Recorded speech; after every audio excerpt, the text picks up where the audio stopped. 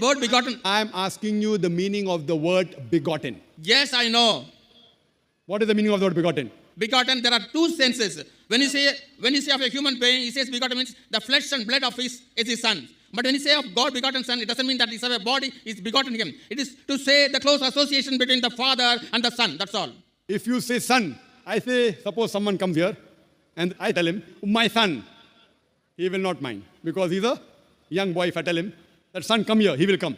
If I say begotten son, come here, he may punch me on my jaw, insinuating that I had nauzubillah, I had sex with his mother.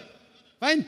If I tell to a small boy begotten son or a young boy of maybe 23 years, and I'm more than 40. If I say begotten son, come here, he may punch me on my jaw. Why? Begotten means sired by God. Sired, it belongs to the lower animal functions of sex. And that's the reason, if you read the Revised Standard Version of the Bible, revised by 32 Christian scholars of the highest eminence, backed by 50 different Christian denominations, they say this word begotten in Gospel of John, chapter number 3, verse number 16, is an interpolation, is a concoction, is a fabrication, and they threw it out of the Bible. Do you know that? If you read the Revised Standard Version of the Bible, which is the bestseller, revised by 32 Christian scholars of the highest eminence, backed by 50 different Christian denominations, they say this word begotten is an interpolation, is a concoction, is a fabrication. So the word begotten has been thrown out. So if you say son, God has got sons by the tons in the Bible. So coming to your first question and the last question, I've answered it. Coming to your second and third, which you mentioned, that he drove out devils. Quote the full verse. You haven't quoted to me the full verse, which I quoted in my talk. According to the Gospel of Matthew, chapter number 12, verse number 28, he said, I cast out devils with the Spirit of God. Gospel of Luke, chapter number 11, verse number 20, I with the finger of God cast out devils. It doesn't say he alone does it. He does it with the help of God. That does not mean he's God.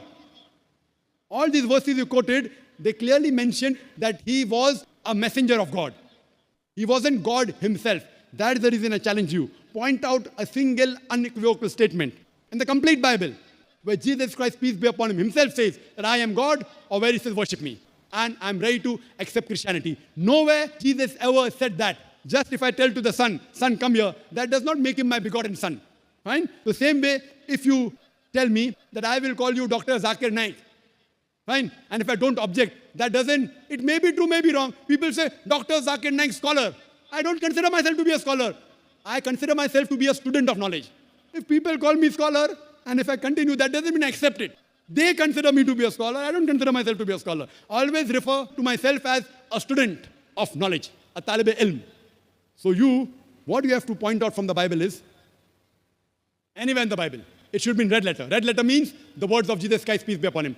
Point out a single statement, unequivocal statement, an unambiguous statement from the complete Bible where Jesus Christ, peace be upon him, himself said that I am God, or where he says worship me, I am ready to accept Christianity. Can I take a question from a non-Muslim sister on to my right? My name is Lakshmi. I'm a journalist. I have two questions. The first one is on family planning. I was told by another Muslim friend of mine that you don't encourage family planning. Now, I'm sure probably my grandmother's generation were more than happy to produce 10, 15 children. But given the state of affairs today, I mean, how is it possible to put a stop if you don't have family planning?